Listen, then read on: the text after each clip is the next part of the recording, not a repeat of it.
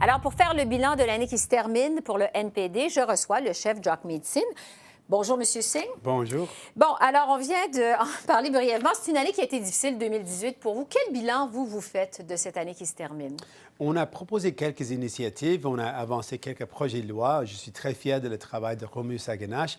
Il a proposé un projet de loi pour reconnaître l'importance législativement des déclarations des Nations Unies sur les droits des peuples autochtones. On a aussi avancé quelques mesures pour annuler le bilan, les dossiers criminels, les dossiers judiciaires des gens qui ont été trouvés coupables de possession personnelle de cannabis.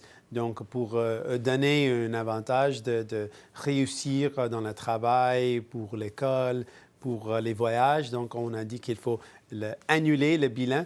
Donc, le gouvernement fédéral a finalement accepté le fait essayer de donner un pardon. Donc, ça, c'est quelque chose d'un avantage. On a proposé une motion pour reconnaître l'impact sur les océans avec les plastiques, avec Gord Johns. Donc, ça, c'est quelque chose de concret pour régler ce problème. Donc, on a avancé quelques enjeux très important pour l'environnement, pour monsieur, madame, tout le monde. On a proposé des options, des actions concrètes pour régler le problème des pensions. Donc, quand une entreprise fait faillite et les pensions, ce n'est pas prioritaire.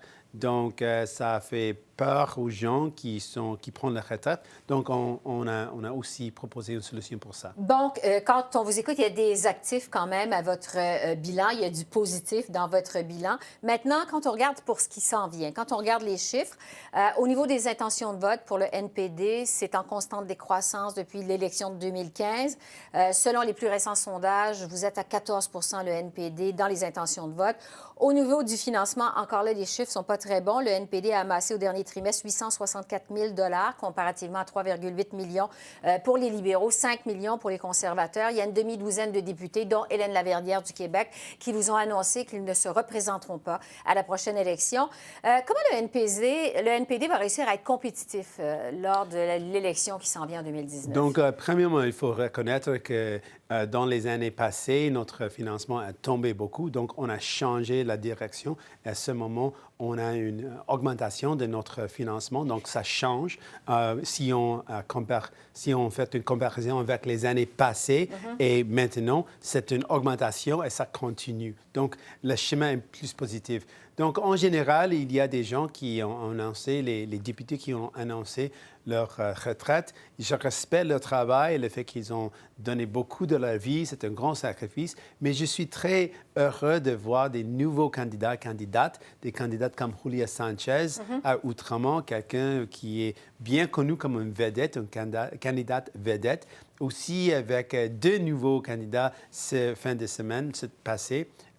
Andrew Cash, qui était député ancien de Davenport, et il va se représenter et maintenant, il est maintenant nommé comme candidat. Et aussi Matthew Green, qui est un conseiller très connu à Hamilton, qui va se représenter. Donc, il est maintenant le candidat. Donc, on a beaucoup des intérêts, beaucoup de nouveaux candidats, candidates qui vont se présenter. Et je suis très fier des nouveaux membres de notre équipe. Bon, le grand défi pour le NPD lors de cette prochaine élection, ça va être d'aller chercher ou de conserver le vote progressiste qui serait plus tenté d'aller vers les libéraux de Justin Trudeau. Vous avez parlé d'environnement il y a un instant. Sur quoi vous allez miser pour la prochaine campagne électorale? Qu'est-ce que ça va être votre plateforme, le NPD? En général, ce qu'on voit, c'est vraiment un sentiment d'être déçu. Et beaucoup de monde ont voté pour les libéraux. Si on parle de l'environnement au Québec, c'est un enjeu primordial avec le pacte dans lequel on a eu en 2 semaines 200 000 personnes qui ont signé le pacte. Et puis, jusqu'à maintenant, c'est presque 400 000 personnes. J'ai fait la porte-à-porte et parlé avec une famille. Et la mère a dit que pour elle, l'environnement, c'est l'enjeu primordial. J'ai posé la question pourquoi. Elle a dit parce qu'elle a peur pour le prochain été si son bébé peut respirer ou non. À cause des feux de forêt, c'était tellement difficile de respirer. Donc, ce n'est pas une question de l'avenir, c'est une question de maintenant.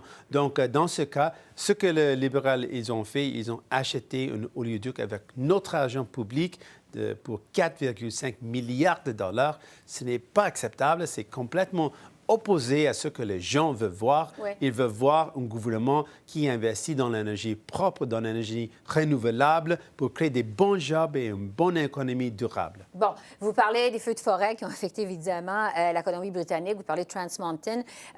Une bonne façon de faire connaître votre plateforme électorale, vos dossiers, ça va être lors de l'élection partielle dans Burnaby South, où vous vous présentez, où vous espérez vous faire élire pour enfin siéger à la Chambre des communes. Comment vous envisagez cette élection? Parce que si on regarde les sondages, c'est encore très difficile pour vous. Vous êtes troisième actuellement derrière les libéraux et les conservateurs. Comment vous voyez cette élection-là qui s'en vient dans Burnaby? Je suis très confiant. Vous êtes confiant? Oui, exactement, tout à fait, parce que je suis là. Je visite toujours, j'assiste dans les événements, je parle avec les gens, je connecte avec les citoyens. Et ce que je trouve, c'est des gens qui sont tellement ouverts, qui veulent avoir une représentation des néo-démocrates parce qu'ils savent, avec un néo-démocrate, on a quelqu'un de votre barre.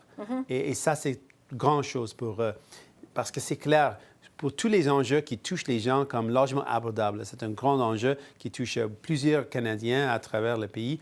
C'est un enjeu dans lequel on n'a pas vu des actions concrètes, on n'a pas vu des résultats des gouvernements libéraux. Donc, dans ce dossier, il veut avoir un néo-démocrate pour continuer cette lutte, pour représenter les sentiments des citoyens, et je vais le faire. Bon, maintenant, si on parle de vous comme chef du NPD, ça fait plus d'1 an maintenant que vous avez été élu. Est-ce que c'est un poste qui est plus difficile que ce que vous pensiez? Est-ce que la courbe d'apprentissage a été plus difficile que vous le croyiez au départ? Non, pas du tout. Non? Pas du tout. C'est exactement ce que j'ai su. C'est un travail difficile. Et je sais ça, j'ai toujours choisi les options, les voies difficiles dans ma vie parce que je veux contribuer, je veux aider des gens et c'est difficile de faire ça. C'est difficile de faire face aux inégalités, aux barrières.